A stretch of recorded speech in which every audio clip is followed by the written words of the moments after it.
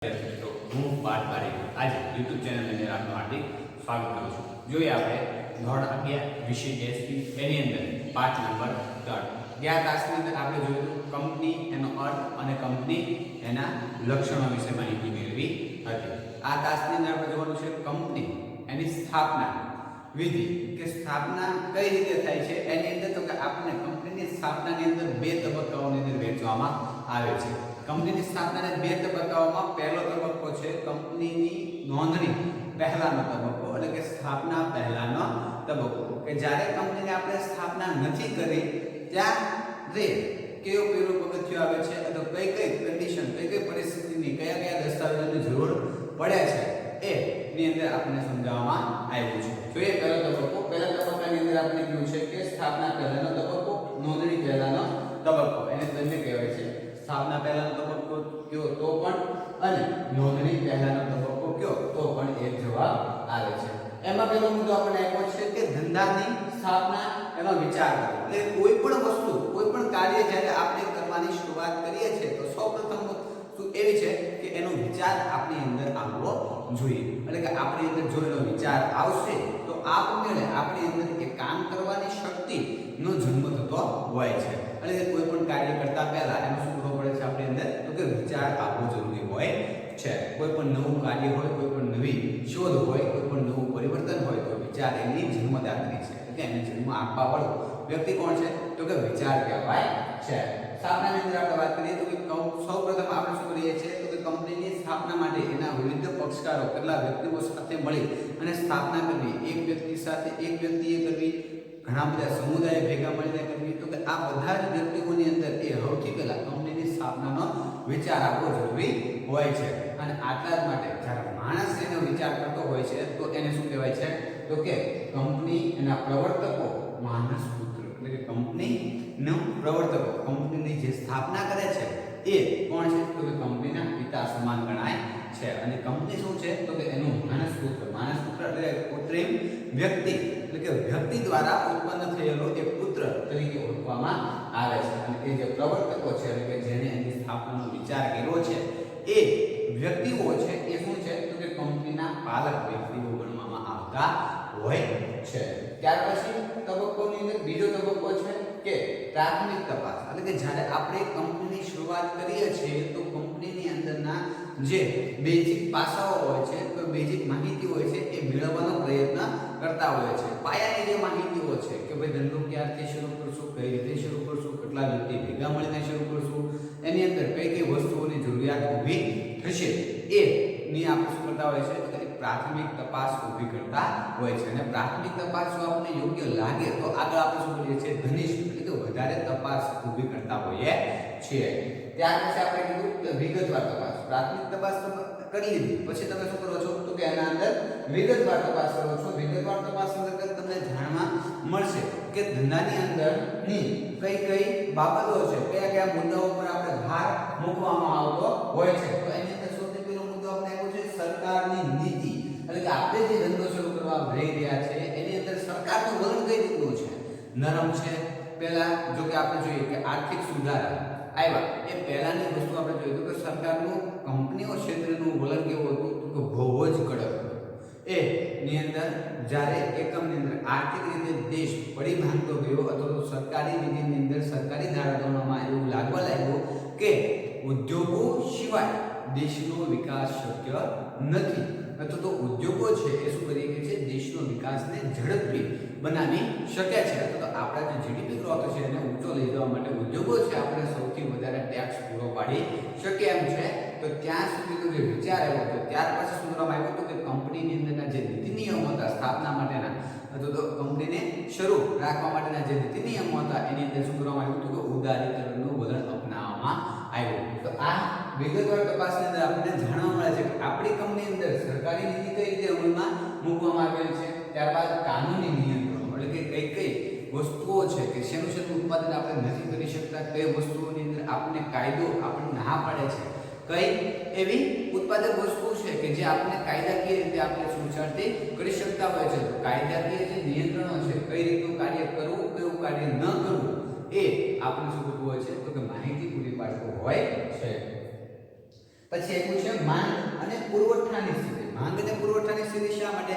તો કે આપણે કોઈ પણ એવા વિસ્તારની અંદર એક કંપનીની શરૂઆત કરશું કે જ્યાં આપણી બનાવેલી પ્રોડક્ટ છે એની માંગ કેવી હોય, વધારે હોય, ક્ષમતાની અંદર આપણે પાછો એટલો પુરવઠો પૂરો પાડી શકવાના છીએ.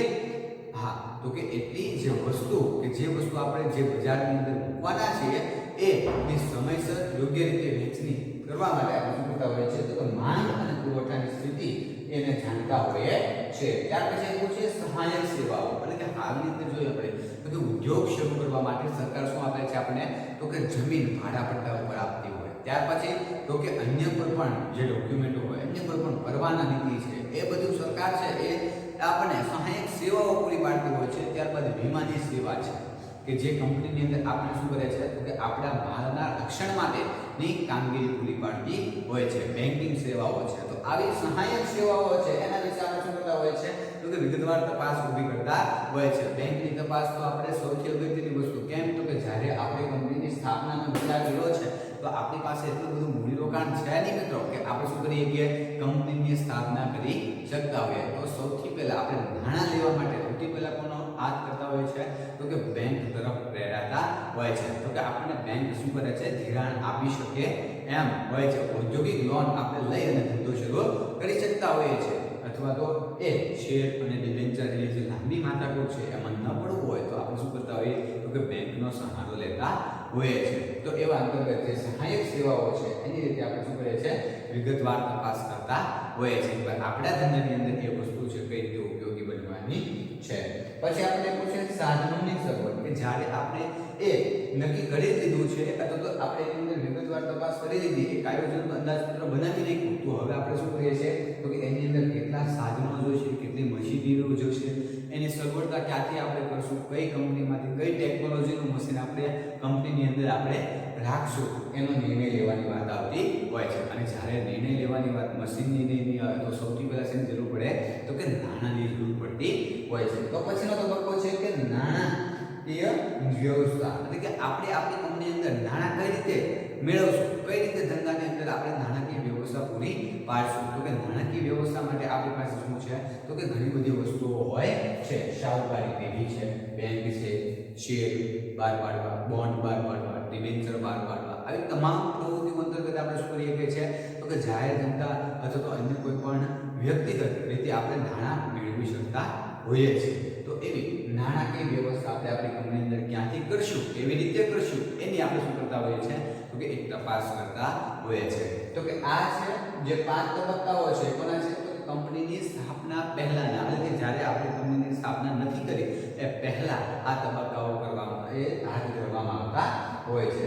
ત્યાર પછી જોઈએ આપણે તો કે નોંધણી વખતના તબક્કાઓ અથવા નોંધણી સમયના તબક્કાઓ. એટલે કે જ્યારે આપણે કંપનીની નોંધણી કરાવવા જઈ રહ્યા છે ત્યારે કયા કયા દસ્તાવેજોની જરૂર પડશે, એ દસ્તાવેજ ક્યાંથી આપણે કઈ રીતે પૂરા પાડશું, એના માટેના તબક્કાઓ છે. તો એમાં છે નોંધણીનું પ્રમાણપત્ર મેળવવા માટેના તબક્કાઓ કે જે આપણે ધંધો શરૂ કરવા માટે જે પ્રમાણપત્ર આપણને એ કંપની રજિસ્ટર તરફથી મળવાનું છે એ મેળવવા માટે કયા કયા તબક્કાઓમાંથી પસાર થવું પડશે. તો એના માટે આપણે એવું છે નંબર 1 ઉપર કે આવેદનપત્ર. આવેદનપત્ર એટલે શું છે મિત્રો?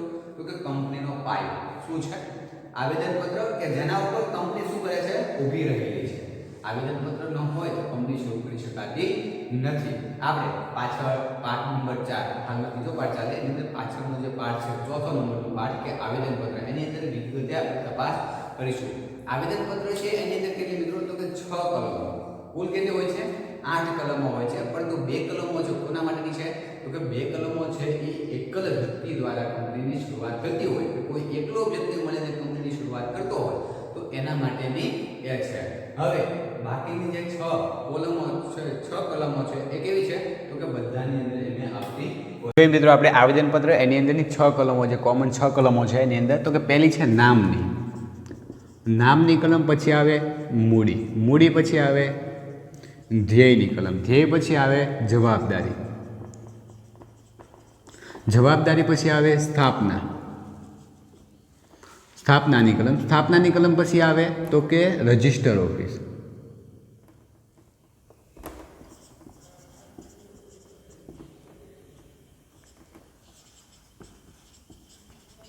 રજિસ્ટર ઓફિસ એક કલમ વિશે આપણે માહિતી મેળવી તો કે નામની કલમની અંદર આપણે કંપનીનું નામ કેવી રીતનું રાખશું, કઈ રીતનું નામ આપણે રાખી શકતા નથી એના વિશે માહિતી આપેલી હોય છે. ત્યારબાદ મૂડીની કલમ, તો કે મૂડીની કલમ એટલે કે એની અંદર આપણે કેટલી મૂડી લાવી કંપનીની શરૂઆત કરી છે, આગળ કેટલી મૂડી બહાર પાડવાના છીએ, કેટલી મૂડી બહાર હાલમાં પાડેલી છે, એ ટોટલી વસ્તુ કંપનીની કુલ મૂડી એ ત્યાં આગળ દર્શાવતું હોય છે. ત્યાર પછી આપ્યું છે ધ્યેયની કલમ. ધ્યેયની કલમની અંદર આપણે વાત કરીએ તો કે કંપનીનું ધ્યેય એટલે કે આપણે જે નફો કમાવાની પ્રવૃત્તિ અંતર્ગત જે કંપનીની સ્થાપના કરી છે એનું હેતુ શું છે એના વિશેની માહિતી આપી હોય છે. ત્યાર પછી આપ્યું છે જવાબદારીની કલમ એટલે કે સભ્યોની જવાબદારી કેટલી રહેશે, કયા પ્રકારની જવાબદારી અંતર્ગત સભ્યો એ અંગત રીતે પોતાની જવાબદારીઓ કેટલી નિભાવવાની રહેશે, કંપનીની જવાબદારી સભ્યો પ્રત્યે શું હશે, અન્ય પક્ષકારો સાથે કંપનીની જવાબદારી શું છે, એ તમામ બાબતોની વસ્તુ છે અંદર નોંધ કરેલી હોય છે. ત્યાર પછી છે સ્થાપના. સ્થાપનાની કલમની અંદર તો કે કેટલા વ્યક્તિઓ એ ભેગા મળી અને કંપનીની શરૂઆત કરી છે, એની અંદર એ વ્યક્તિઓ છે એના નામ, એના સરનામું, એનું શું વ્યવસાય કરે છે, એ તમામ બાબતો છે એની અંદર નોંધવામાં આવેલી હોય છે. અને ત્યાર પછી એ પૂછે રજિસ્ટર ઓફિસની કલમ. રજિસ્ટર ઓફિસની કલમની અંદર વાત કરીએ તો કે કંપનીનું રજિસ્ટર ક્ષેત્ર ક્યાં રહેશે, તો કે જો મિત્રો ઉદાહરણ તરીકે તમને કહું તો રિલાયન્સ કંપની છે એના એ વ્યવસાય છે એ કેવો છે તો કે આખા ભારતની અંદર સાથે સાથે અન્ય દેશોની અંદર પણ એની એ મોલ છે, નાની કોઈ પણ જીઓ કંપનીના જે જીઓ કેર છે આ બધું ચાલતું હોય છે. તો એવા સમય ઉપર એનું મુખ્ય કાર્યભાર, મુખ્ય ઓફિસ ક્યાં હશે કે જેને સાથે કંપનીની અંદર અન્ય પક્ષકારો છે એ લેવડ દેવડ કરી શકે, કંપની વિશેની માહિતગીરી એને કયું કાયદા ક્ષેત્ર લાગુ પડે છે, તો એ તમામ વસ્તુઓ છે એ કોને તો કે મુખ્ય ઓફિસને આધારિત રહેતો હોય છે. હવે એ મુખ્ય ઓફિસ ક્યાં છે તો કે એ આપણે આપણા રજિસ્ટર ઓફિસની અંદર એનું સરનામું સહિત નોંધાવવાનું રહેતો હોય છે. તો કે આ છે આવેદનપત્ર. કે આવેદનપત્ર આપણે વાત કરીએ કે કેવું છે તો કે કંપનીનો પાયાનો દસ્તાવેજ છે જેના ઉપર કંપની શું કરી છે ઊભી રહેલી હોય છે. તો કે એ પ્રમાણે હોય છે. ત્યાર પછી એ પૂછે નિયમનપત્ર. નિયમનપત્ર એટલે કે આ આવેદનપત્ર ચોથો પાઠ છે, તો નિયમનપત્ર કેટલામાં હોય તો કે 5મો પાઠ છે. 5મા પાઠની અંદર આપણે એ ભણશું કે નિયમનપત્ર શા માટે જરૂરી છે, એટલે કે કંપનીને એક સુસારું શાસનની અંદર વ્યવસ્થાની અંદર ચલાવવા માટે એ કોઈ પણ દેશ હોય તો એને જો આપણે વ્યવસ્થિત રીતે ચલાવવું હોય તો શેની બંધારણની જરૂર પડતી હોય છે. એમ કંપનીને એ સુસારું શાસનની અંદર વ્યવસ્થિત રીતે ચલાવવી હોય તો એના માટે કોની તો કે નિયમનપત્રની જરૂર પડતી હોય છે. અને આ નિયમનપત્ર એની અંદર તો કે આપણી કંપનીની અંદર કઈ પ્રકારની આચાર સંહિતા છે, આપણે અન્ય પક્ષકારો સાથે કઈ પ્રકારનું વર્તન રાખીએ છીએ, કંપનીના જે સભ્યો છે, કંપનીના જે કાર્યકરો છે એની સાથે આપણે કઈ પ્રકારનું વર્તન રાખીએ છીએ, કયા કયા નિયમો એને પાલન કરવાનું રહેતું હોય છે એ અથવા કઈ નિયમો છે કે જે કંપનીને બંધન કરતા હોય છે, એ તમામ વસ્તુ છે નિયમનપત્રની અંદર નોંધ કરવામાં આવેલી હોય છે. ત્યાર પછી એ પૂછે સંચાલકોની યાદી કે જ્યારે આપણને નોંધણીનું પ્રમાણપત્ર મળશે એના 1 મહિનામાં, કેટલું યાદ રાખજો મિત્રો, 1 મહિનામાં આપણે શું કરવું પડે છે તો કે આપણી કંપનીનું સંચાલન કોણ કરશે, કેટલી એની જો લિસ્ટ છે, એની જે યાદી છે એ આપણે શું કરવું પડે છે કંપની રજિસ્ટર સમક્ષ નોંધાવવું પડતું હોય છે. તો એવા સમય ઉપર કે આપણે સંચાલકોની યાદી તૈયાર કરીએ છીએ કે ભાઈ આપણી કંપની અંદર કયા કયા સંચાલકો કાર્ય કરશે, એનું શું વ્યવસાય છે, એ અન્ય કઈ કંપનીની અંદર જોડાયેલા છે કે નહીં, એ તમામ બાબતો છે એ અહીંયા આગળ નોંધવામાં આવતી હોય છે. પછી આપ્યું છે સંચાલકોની લેખિત સંમતિ અને સોગંદનામું. સંચાલકોનું લેખિત સંમતિ અને સોગંદનામું તો કે એ વ્યક્તિ છે કંપનીનો કાર્યભાર સંભાળવા માટે યોગ્ય છે એવું લખી અને સ્વ હસ્તગત એટલે કે પોતે રાજી છે, રાજી ખુશીથી કંપનીનો કાર્યભાર સંભાળી શકે છે, કંપનીનું સંચાલન કરી શકે એમ છે, તો એના માટે શું કરવામાં આવતું લેખિત સંમતિ અને સોગંદનામું તૈયાર કરવામાં આવતું હોય છે. ત્યાર પછી એ પૂછે નિવેદન. નિવેદનની અંદર તો કે કંપનીના ઓડિટર્સો હોય છે, કંપનીના જે જનરલ મેનેજરો હોય, સીએ હોય, ચાર્ટર એકાઉન્ટન્ટ અને કંપનીના જે સંચાલકો હોય છે એનું નિવેદન કે એનું કંપની વિશે શું કહેવું છે, તો કંપની એની જે વિચારધારાઓ છે એને કઈ રીતે એ લોકો આગળ વધારવાના છે, એ એક પ્રકારનું નિવેદન હોય છે. ત્યાર પછી હોય છે એ અન્ય કંપનીમાં હિત અને અંગેનું જાહેરનામું. એટલે કે અન્ય કંપનીની અંદર જે આપણા સંચાલકો છે, સંચાલક કોઈ પણ એક સંચાલક છે મિત્રો એ ઓછામાં ઓછું કેટલું તો કે 20 કંપનીની અંદર સંચાલન કરી શકે. કેટલી તો કે એક સંચાલક ઓછામાં ઓછી 20 કંપનીઓની અંદર વધુમાં વધુ 20 કંપનીઓની અંદર શું કરતો હોય છે તો કે સંચાલન કરી શકતો હોય છે. 21મી કંપનીની અંદર એ સંચાલન કરી શકતો નથી. જો કોઈ પણ કંપનીની અંદર એ એમડીના હોદ્દા ઉપર હોય, શેના હોદ્દા ઉપર? એમડીના હોદ્દા ઉપર હોય તો વધીમાં વધી કેટલું તો કે 2 કંપનીઓ, એનાથી વધારે એમડી પદ એ લઈ શકતો નથી. તો આવો અન્ય કંપનીની અંદર જો કોઈ પણ એ હિત રહેલું હોય કે આપણી કંપનીની અંદર પણ સંચાલક હોય, અન્ય કંપનીની અંદર પણ સંચાલક હોય, તો એની ત્યાંની જે કંપની છે એની અંદર એનું હિત કેટલું છે અને આ કંપનીમાં એનું હિત કેટલું છે, આ અંગેનું એનું જાહેરાત કે જાહેરનામું લખવામાં આવતું હોય છે. તો આ છે નોંધણી, એનું પ્રમાણપત્ર મેળવવા માટેના જરૂરી દસ્તાવેજો છે કે આપણે કંપની શરૂ કરવી હોય તો આપણી પાસે આટલા દસ્તાવેજો હોવા જરૂરી છે. અને આ દસ્તાવેજોને લઈ અને આપણે ક્યાં આગળ તો કે કંપની રજિસ્ટર પાસે જઈશું. કંપની રજિસ્ટર શું કરશે તો કે એની વિગતે તપાસ કરશે. એના ઉપર મુદ્દો આપણને આપ્યો છે કે નોંધણીનું પ્રમાણપત્ર કઈ રીતે મળે છે. જો અહીં આગળ કીધું છે કે જરૂરી ફી ભરી, એટલે કે કંપની શરૂ કરવા માટે આપણે શું કરવું પડે, કંપની રજિસ્ટરની અંદર જરૂરી પ્રકારની ડિપોઝિટ જમા કરાવવી પડતી હોય છે. તો એ ડિપોઝિટ જરૂરી ફી ભરી ઉપરના તમામ દસ્તાવેજો જમા કરાવ્યા બાદ કંપની રજિસ્ટરને યોગ્ય લાગે એટલે કે આ બધા જ દસ્તાવેજો છે એની શું કરશે, તપાસ કરશે. આપણે અંદર કંપની અંદર જે કંઈ પણ વસ્તુ નોંધી હશે એની બધા જની એ શું કરશે તો કે આખી તપાસ કરે છે. તપાસ કર્યા બાદ જો જરૂર જણાય એને યોગ્ય લાગે, અસરકારક લાગે તો શું કરે છે તો કે ચોપડામાં એનો નોંધ કરી અને નોંધણી પ્રમાણપત્ર આપણને આપતો હોય છે. અને એ નોંધણી પ્રમાણપત્રની સાથે આપણે શું આપે છે તો કે કંપની ઓળખ નંબર, કે જેને શું કહેવાય છે CIN એટલે કે કોર્પોરેશન ઇન્ડેક્સ નંબર આપણને ફાળવતી હોય છે. તો આમ આપણે કંપનીની સ્થાપના કરી શકતા હોઈએ છીએ.